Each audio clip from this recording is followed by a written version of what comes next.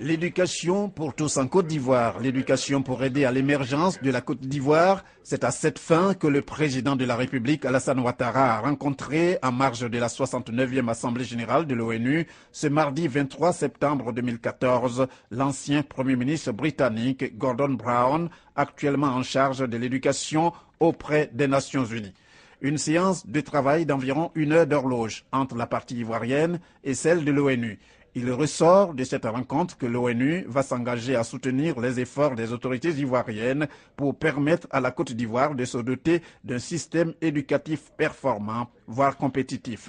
Le président veut rendre l'école obligatoire, il veut même faire voter une loi. Mais avant, il a décidé de réunir ses partenaires afin de réfléchir sur le financement de ce vaste programme. Et il faut savoir que ce programme prend en compte la construction de plus de 4000 salles de classe du primaire déjà 2015-2016 et c'est un programme qui s'étend sur 9 années, je dirais, et c'est un programme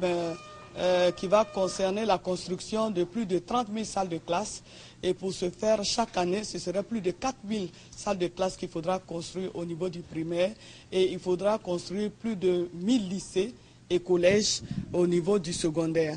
Et le président a pu avoir le soutien du Premier ministre Gordon Brown qui a décidé de mobiliser des partenaires bilatéraux